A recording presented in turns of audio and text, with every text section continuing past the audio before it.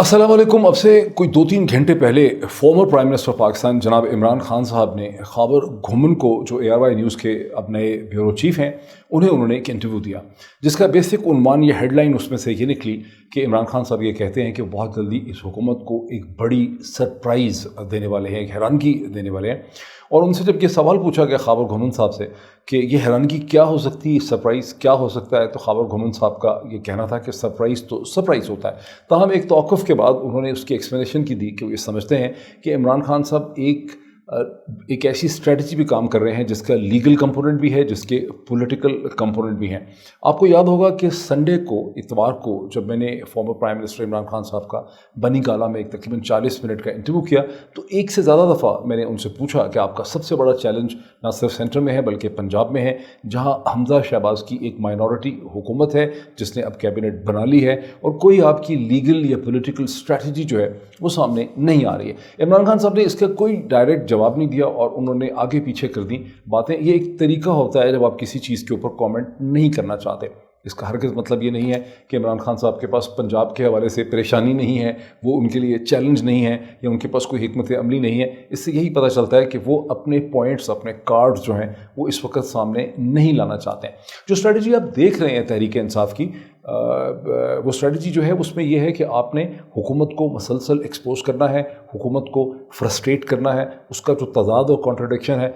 उसको सामने लेके आना है। तहरीक इंसाफ के बयानिए को और तहरीक इंसाफ की पार्टी को आपने ज़िंदा रखना है और ये चीज़ आप होते हुए मसलसल देख रहे हैं। कल जो मैंने वीडियो की, जो मैंने पाकिस्तान की पॉलिटिक्स से हट के हिंदुस्तान के हवाले से की, जिसमें मैं ये एक्सप्लेन करना चाहता था कि किस तरह से हिंदुस्तान में जो हालिया फसादात हुए हैं, जो मुस्लिम्स की प्रोटेस्ट हुई है और जो बहुत ज़्यादा उनके ख़िलाफ़ सख्ती की गई है, क्रैकडाउन हुआ है, जिसमें कम से कम 2 लोग जो हैं वो हलाक हुए हैं पुलिस की फायरिंग से यूपी में, यूनाइटेड प्रोविंसेस में। इसके पीछे हिंदुस्तान के अंदर किस किस्म की एक बदलती हुई सियासत है, जहां एक बार फिर बाबरी मस्जिद की तरह का एक सीन क्रिएट करने की कोशिश की जा रही है 2024 के इंतखाबात से पहले। आप ऐसे बहुत कम लोगों ने वो वीडियो देखी है, जिससे मुझे फिर पता चला है कि हम लॉकअप हो गए हैं पाकिस्तान के अंदर भी। पूरे इस मौजूदा सिचुएशन में 100 से ज़्यादा दिन हो गए कि हम सिर्फ अब तहरीक इंसाफ वर्सेस तहरीक इंसाफ के मुखालिफिन, इमरान खान वर्सेस इमरान खान के मुखालिफिन की हम यहाँ पे बात कर रहे हैं, और बाकी सारी दुनिया कि रूस में क्या हो रहा है, मशरक़ वस्ता में क्या हो रहा है, अमेरिका और हिंदुस्तान के दरमियान क्या हो रहा है, अमेरिका, चीन और हिंदुस्तान के दरमियान में किस किस्म के डायनामिक्स शेप हो रहे हैं, उसमें से इस वक्त इंटरेस्ट बिल्कुल ही मदम है, बहुत ना होने के बराबर, और ये चीज़ नेगेटिव है। बहरहाल जो कमेंट्स उसके ऊपर आए, कुछ लोगों ने अप्रिशिएट किया कि बहुत अच्छा मैंने एक्सप्लेन किया, लेकिन एक पर्टिकुलर कमेंट जो है जिसको मैंने फिर पिन भी किया, उस पर मैंने कमेंट भी किया, वो कोई डॉक्टर बुखारी थे जिन्होंने एक बहुत ही मायूसी का इजहार किया। उन्होंने कहा कि डॉक्टर मोईद, बड़ा अच्छा आपने किया कि आप पाकिस्तान की सियासत से हट के आपने ये हिंदुस्तान पे कमेंट कर लिया, बिकॉज ऑफ पाकिस्तान की सियासत में मायूसी के अलावा कुछ भी नहीं है। और जब सारा का सारा सिस्टम जो है, अदालतें, निज़ाम, इस्टेब्लिशमेंट और सब चीज़ें इमरान खान के ख़िलाफ़ इकट्ठी हो गई हैं, तो इमरान खान को भी, इमरान खान एक अकेला आदमी जो है भला क्या कर सकता है, और अगर वो ज़्यादा शोर मचाएगा, ज़्यादा रेजिस्ट करेगा, तो ये इसको सीन से यानी हटा देंगे, यानी मार के पीछे हटा देंगे। जब मैंने कमेंट पढ़ा तो मैंने उनको कहा कि नहीं, देखें, पाथ टू सक्सेस जो है वो कोई स्ट्रेट लाइन नहीं होती। आपको याद होगा चंद दिन पहले मैं जब पेशावर से वापस आया तो मैंने बहुत से इमेजेस इकट्ठे किए थे। मैं एक बार फिर आपको वो इमेजेस दिखाता हूँ कि पाथ टू रियल सक्सेस कभी भी एक स्ट्रेट लाइन नहीं होती, क्योंकि आम आदमी को उसके जहन में बात डाली यही गई है कि पाथ टू सक्सेस जो है वो एक स्ट्रेट लाइन है। मतलब एक आदमी जो ये सोचता है कि उसकी किसी बड़ी ताकतवर अमीर आदमी की बेटी के साथ शादी हो जाए और उसका फादर इन लॉ जो है उंगली पकड़ के फिर उसका कैरियर बना देगा, कंपनी का वो प्रेसिडेंट है, CEO है, उसको फिर प्रोग्रेस मिलती चली जाएगी। या कोई और आदमी ये सोचता है कि उसके बाप ने एक फैक्ट्री बनाई है या 4 फैक्ट्रियाँ छोड़ी हैं, या एक बड़ा ज़बरदस्त रनिंग हॉस्पिटल या क्लिनिक छोड़ दिया है, कोई बहुत अच्छा कारोबार छोड़ दिया है, तो फिर उसके बाद वो उस कारोबार को चलाता है और उसको फैलाता है। यकीन माने ये असल सक्सेस नहीं होती, ये एक बड़ी छोटी किस्म की सक्सेस होती है। और ये वो तमाम लोग जिनको बाप की बनी हुई बसात मिल गई होती है, जिन्हें एक फादर इन लॉ की कुर्सी मिल जाती है या फादर इन लॉ की उंगली मिल जाती है, वो कभी भी उनको सही मानों में ज़िंदगी की हकीकी कामयाबी हासिल होती ही नहीं है। और जो लोग इतने मायूस है इस स्टेज पे, आप क्या चाहते हैं? आप चाहते हैं कि इमरान खान को اس قسم کی کامیابی مل جائے جس قسم کی حمزہ شریف کو دلائی گئی ہے؟ کیا عمران خان کو آپ اس قسم کا ریپرزنٹیٹیو بن کے دیکھنا چاہتے ہیں جس قسم کا ریپرزنٹیٹیو اس وقت امریکہ کی اور ہندوستان انڈو یو ایس ایک نیریٹو کے اندر شہباز شریف صاحب جا کے فٹ ہو گئے ہیں، جس میں پرائیویٹلی طور پہ ان کی تمام پارٹی خود ماتم کر رہی ہے؟ ہو سکتا ہے رات کو شہباز شریف صاحب بھی جتنی دیر جاگ رہے ہوتے ہیں دھاڑے مار مار کے روتے ہوں کہ میں کس مصیبت میں پھنس گیا ہوں، میرے پاس کوئی بیانیہ نہیں ہے، میرے پاس کوئی نیریٹو نہیں ہے۔ یہی حالات جو ہے حمزہ شہباز کی بھی تھی، جو آج قانون کی بات کر رہے تھے، میں کو سن رہا تھا کہ وہ قانون کی بات کر رہے تھے۔ تو یقینی طور پہ آپ عمران خان کو جو ہے اس قسم کی کامیابی جو ہے وہ آپ نہیں چاہتے، آپ چاہتے ہیں کہ اسے ایک حقیقی کامیابی ملے جس کا مقصد جو ہے وہ پاکستان کو بدلنا ہے، ایک بہتر پاکستان میں حقیقی جمہوریت۔ میں سمجھتا ہوں کہ جب حقیقی آزادی کی بات ہوتی ہے تو یہ صرف پاکستان کی سوورینٹی کی بات نہیں ہے، بلکہ یہ ایک حقیقی جمہوریت کی بات ہے۔ چونکہ پاکستان میں کبھی بھی میننگ فل جینون ڈیموکریسی آئی ہی نہیں ہے، اس لیے ہمیں ڈیموکریسی کے بینیفٹس اور ڈیموکریسی اور ہیومن رائٹس اور سیلف رسپیکٹ اور رول آف لا، آزاد عدالتیں، میننگ فل، ان سب چیزوں کا ہمیں پتہ ہی نہیں ہے۔ اس لیے لوگ سے یہ سمجھ رہے ہیں کہ آپ نے ایک جلسہ کیا، ایک لانگ مارچ کی کوشش کی، آپ نے اس کو وڈرا کر لیا تو آپ کو ناکامی ہوگی۔ ایسا نہیں ہے۔ Path to success is not a straight line. Path to success جو ہے وہ ایک زگ زیگ لائن ہے، اور چیزیں جو ہیں وہ آہستہ آہستہ بڑھ رہی ہیں۔ امپورٹنٹ چیز یہ ہوتی ہے کہ آپ نے سرنڈر نہیں کرنا، آپ نے ہتھیار نہیں ڈالنے۔ جب تک ایک انسان کھڑا ہے اور جد و جہد کرتا ہے، وہ اپنے آپ کو ریڈیفائن کرتا ہے اور سکسیس کرتا ہے، اور یہی میں سمجھتا ہوں کہ پاتھ جو ہے وہ عمران خان کے سامنے۔ اس کے علاوہ میں نے ایک اور بھی چیز آپ کو کہنی ہے۔ دیکھیں، it is not about Imran Khan. یہ میری پہلی دفعہ نہیں میں کہہ رہا، دوسری دفعہ نہیں کہہ رہا، میں کم از کم ایک درجن دفعہ یہ چیز اپنے ویلاگس میں کہہ چکا ہوں۔ This is not about Imran Khan. Imran Khan the human being is already now almost 70 years of age. اس سال اکتوبر 2022 میں عمران خان کی عمر جو ہے وہ 70 برس ہو جائے گی، اور انسان is not elected for امورٹیلٹی۔ Imran Khan کی جد و جہد جو ہے وہ عمران خان تو بن چکا ہے نا پرائم منسٹر۔ عمران خان پہلے بھی سیلیبریٹی تھا، اس نے پبلک ویلفیئر کے کام کیے، اس نے ہاسپٹل بنائے، اس نے تنہا ایک سیاسی جماعت کھڑی کر دی جس کا 26 برس کی ایک جرنی ہے، اور اس کا سب سے بڑا فائدہ یہ ہوا، سب سے بڑی کنٹریبیوشن یہ ہے کہ پاکستان کے اندر ایک اویئرنیس، ایک آگاہی، ایک شعور جو ہے وہ عمران خان نے پیدا کیا ہے۔ اور عمران خان تو پرائم منسٹر بھی بن چکا ہے، مطلب پرائم منسٹر پاکستان بن چکا ہے۔ پونے 4 سال اس نے پاکستان کی پرائم منسٹرشپ کی، اس نے اقوام متحدہ میں اسلاموفوبیا ڈے کروا دیا، اس نے پینڈیمک کا مقابلہ کیا۔ Pakistan is among the 5 top performing countries in terms of pandemic according to United Nation کے اداروں اور WHO کی یہ ایسٹیمیشن ہے۔ اور دنیا بھر کے مغربی پریس نے اگر کسی اور چیز کو سراہا یا نہیں سراہا، اس چیز کو اس کو مانا کہ پاکستان کی جو پینڈیمک مینجمنٹ تھی اور پینڈیمک کی جو اکنامک مینجمنٹ تھی سپلائی چین کی، وہ دنیا کی بہترین مینجمنٹس میں آتی تھی۔ مجھے یاد ہے جب سارا پاکستان کا پڑھا لکھا طبقہ اور سیاسی جماعتیں یہ کہتی تھی لاک ڈاؤن کر دیں، لاک ڈاؤن کر دیں، لوگ مر جائیں گے، تو عمران خان کی تنہا آواز تھی۔ ہر کرٹیسزم کے بعد اس پورے ٹائم پیریڈ میں کم از کم 1 درجن دفعہ عمران خان نے پریس ٹاک کی یا قوم سے خطاب کیا اور کہا کہ دیکھیے، اگر ہم پورا ملک لاک ڈاؤن کر دیں گے تو غریب جو ہے ان کی زندگیاں تباہ ہو جائیں گی، وہ وائرس سے اتنے نہیں مریں گے جتنے وہ غربت سے اور بے حالی سے مر جائیں گے۔ اور یوں پاکستان ان چند ہی ملکوں میں ہے، غریب ترین ملک دنیا کا، جس نے اپنی سپلائی چین کو، یعنی اپنا جو ریلیشن شپ تھا فارم اور مارکیٹ کا اور امپورٹ ایکسپورٹ کا، اس کو ڈسرپٹ نہیں ہونے دیا۔ تو یہ بہت بڑی اچیومنٹ تھی۔ پھر جس طرح سے عمران خان نے بالا کوٹ کی اسٹرائک کے بعد ہندوستان کو دنداں شکن جواب دیا، وہ بھی عمران خان کے سی وی کے اندر بہت بڑی ایڈیشن ہے۔ تو عمران خان کا سی وی جو ہے وہ بن چکا ہے۔ سی وی ہم نے بنانا ہے پاکستان کا۔ ہمیں پاکستان ایک بہتر مستقبل کی، ایک بہتر پاکستان کی، ایک طاقتور پاکستان کی، ایک آزاد پاکستان کی، ایک ڈیموکریٹک پاکستان کی ضرورت ہے۔ یہ ہماری جرنی ہے، اس میں عمران خان ایک امپورٹنٹ پلیئر ہے، لیکن یہ سٹرگل ہماری ہے۔ اگر آپ عمران خان سے ہٹ کے اس سٹرگل کو ہماری سٹرگل سمجھنے لگ جائیں گے تو آپ دیکھیں گے کہ جس طرح کی ڈاکٹر بخاری نے کل کے جو میرا پچھلا ویلاگ تھا اس کے نیچے جس قسم کی مایوسی کا انہوں نے اظہار کیا، یا اور بہت سے لوگ جس مایوسی کا اظہار ٹویٹر پہ کرتے ہیں، وہ مایوسی پھر آپ کے اندر نہیں آئے گی، بیکاز آپ اپنا چہرہ جب سورج کی طرف کر لیں گے تو پھر شیڈوز آپ کو نظر نہیں آئیں گے۔ آپ ایک بہتر ڈیموکریٹک پاکستان کی، میننگ فل ڈیموکریسی کی ہم سب جو ہیں وہ سٹرگل کر رہے ہیں، اپنی خاطر، اس ملک کی خاطر اور بچوں کی خاطر۔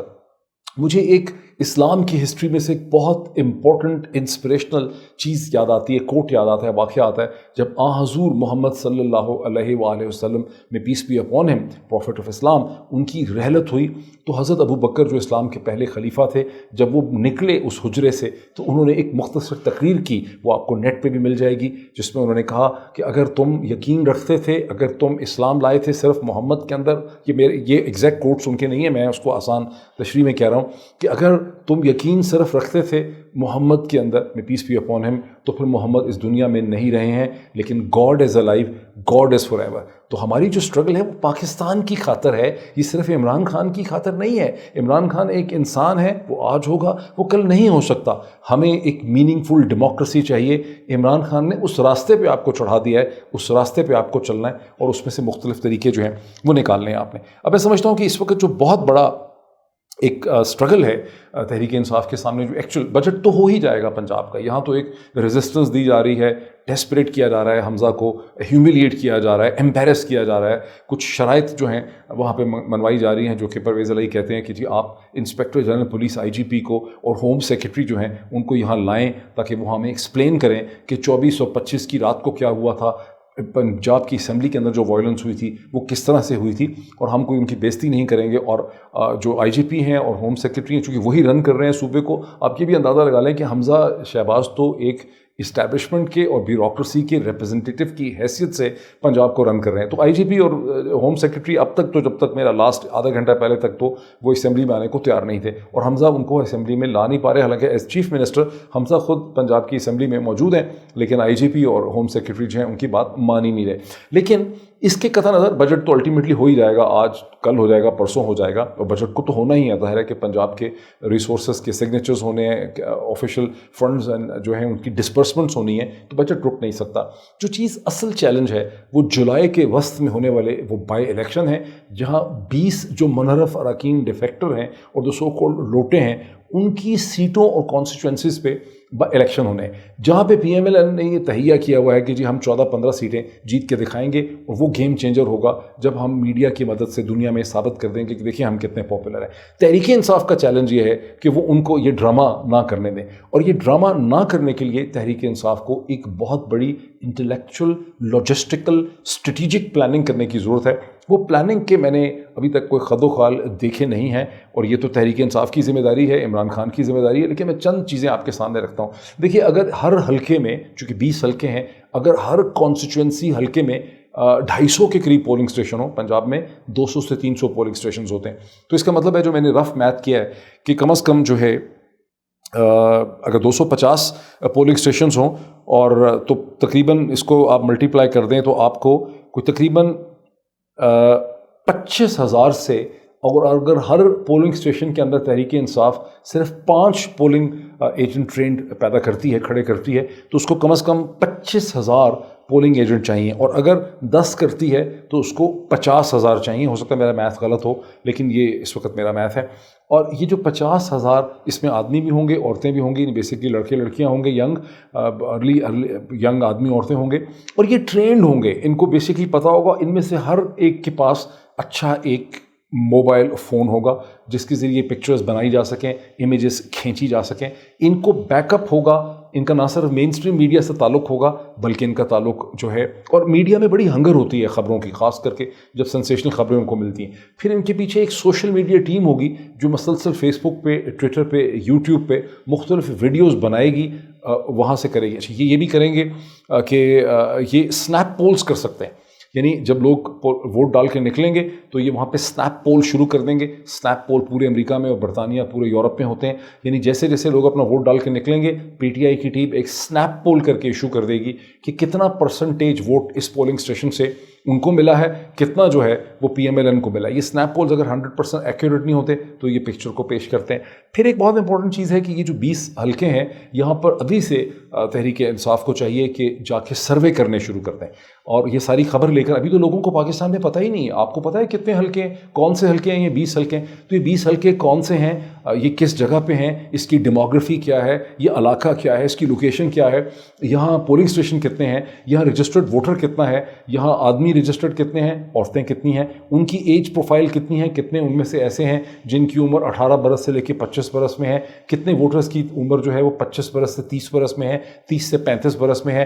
35 से 40 बरस के हैं, 40 से 45 कितने। ये सारी तहरीक इंसाफ के एक रिसर्च सेल की जिम्मेदारी है कि ये तमाम एदाद व शुमार इकट्ठे करें, इन्हें सोशल मीडिया में आपके सामने लेके आएँ, ताकि हम सब लोगों को ये पता चल सके कि what is the nature of elections. फिर कैंडिडेट्स कौन से खड़े हुए हैं, पहले कौन से कैंडिडेट्स यहाँ से जीते थे, तहरीक इंसाफ के कौन से हैं, जो मुनर्रफ अरकान हैं वो उनके क्या नाम है, उनकी क्या प्रोफाइल है, तहरीक इंसाफ के कैंडिडेट की क्या प्रोफाइल है, कोई और कैंडिडेट अगर खड़े हो रहे हैं उनकी क्या प्रोफाइल है, या TLP के कैंडिडेट भी खड़े हो रहे हैं उनकी क्या प्रोफाइल है, और फिर ये कि पिछली हिस्ट्री इस हल्के की जो है वो क्या रही है, और अब आबादी कितनी है, कितना परसेंटेज वोट वो है जो 2018 के इंतखाबात में रजिस्टर्ड वोटर नहीं था, जो उस वक्त 14, 15, 16, 17 साल का था, जो अब 18 बरस का हो गया। ये मैं पॉइंट्स दे रहा हूँ, और ये पॉइंट्स मैं इसलिए दे रहा हूँ कि मुझे ऐसा लगता है कि कोई ना कोई ऐसा ज़रूर है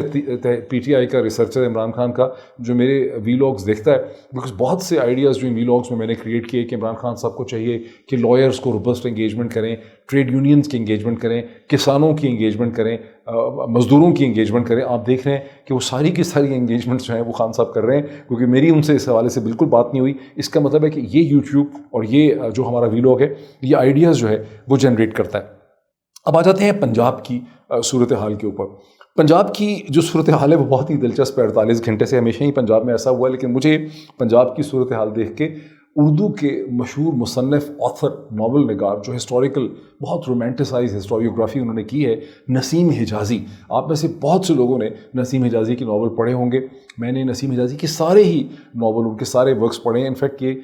यहीं से मेरा इंटरेस्ट जो था हिस्ट्री का शुरू हुआ। मैं 3री या 4थी जमात में था जब मैंने पहला नावल पढ़ा, आखिरी चट्टान, जो सेंट्रल एशिया के हवाले से था, तातारियों के और मुग़लों के, मंगोलों के, जो इस्लाम से पहले तातारी जंगबाज हैं, चंगेज़ खान, और उनका जो मुकाबला सेंट्रल एशिया में ख्वारज़म के किंगडम से, वहाँ से कहानी शुरू होती। तो ये पहला मैंने नावल पढ़ा, बहुत ही ज़बरदस्त, बहुत ही खूबसूरत। कभी इसकी डिटेल बात करूँगा। फिर मैंने कैसर और कसरा पढ़ा, काफ़िला हिजाज पढ़ा, अंधेरी रात के मुसाफिर पढ़ा, और तलवार टूट गई, शाहीन, आखिरी मार्का, ये सब मैंने उनके जो है वो नावल पढ़े और बहुत मैंने इसको एंजॉय किया। और उस ज़माने में मेरी उर्दू इससे बहुत ज़्यादा बेहतर थी। कभी यही एक्सप्लेन आपको करूँगा कि नसीम हिजाज़ी से हेनरी किसिंजर तक मैं कैसे पहुँचा, बिकॉज हिस्टोरियोग्राफी के इश्यूज़ तो थे ही उनके, क्योंकि रोमांटिसिज्म ज़्यादा थी, एक्यूरेसी कम थी। लेकिन एक उनका मैंने सैटिरिकल नावल पढ़ा जिसमें एक इमेजिनरी किंगडम पे उन्होंने वो लिखा हुआ था, जो मुझे उस वक्त मेरे सर के ऊपर से गुजर गया। उस वक्त मुझे वो बिल्कुल नहीं समझ आया। उसका नाम था सफ़ेद जज़ीरा। सफ़ेद जज़ीरा लिखा गया था कहीं लेट 60s में, 67, 68 में, 66 में, इस तरह से कुछ लिखा था उन्होंने। और ये सफ़ेद जज़ीरा उन्होंने जनरल अयूब खान का जो मार्शल लॉ था और जो हुकूमत थी उसके तनाजुर में उन्होंने ये लिखा था। बाकी तो मुझे समझ ही उस वक्त नहीं आई, लेकिन एक जुमला उसका जो था वो मेरे जहन में रहा, और वो जुमला मुझे उस वक्त बिल्कुल नहीं समझ आया। लगा बहुत खूबसूरत, समझ नहीं आया। अब वो मुझे समझ आ चुका है। और वो जुमला ये था कि अयूब खान की हुकूमत, उसके अंदर जो दरबारी कल्चर था, उसके बारे में बात करते हुए उन्होंने लिखा कि फहाशी के भूत नंगे होकर नाच रहे थे। फहाशी, वो कहते भी नंगी को है, लेकिन फहाशी के भूत नंगे होकर नाच रहे थे। ये उन्होंने उसकी एक डिस्क्रिप्शन दी अयूब खान की हुकूमत के अंदर, जो कैरेक्टर डिग्रेडेशन हुई थी पाकिस्तान की सियासत की। जब मैं 48 घंटे में जो कुछ पंजाब की असेंबली के अंदर हो रहा है मुझे याद आता है, मैं कहता हूँ फहाशी, मैं देख रहा था क्या हो रहा है, तो मेरे जहन में बार बार वो जुमला आ रहा था कि फहाशी के भूत नंगे होके नाच रहे हैं। और बहरहाल बस लास्ट सेंटेंस ये है कि ये कोई नई बात नहीं है। ये गुज़श्ता 10-15 बरस में आपको देखने में इसलिए नहीं मिला कि शहबाज शरीफ साहब अपने भाई चीफ जो थे वो प्राइम मिनिस्टर थे, या उस्मान बुज़दार के ज़माने में भी बहुत स्ट्रॉन्ग प्राइम मिनिस्टर बैठा हुआ था। लेकिन 90 की जो पूरी दिहाई है उसमें पंजाब की सारी सियासत ऐसे ही थी। फहाशी के भूत हमेशा नंगे होकर ही पंजाब में नाच रहे थे। ये कल्चर है यहाँ की पॉलिटिक्स का। आज अभी इतना ही, फिर आपसे मुलाकात होती है। Thank you so much.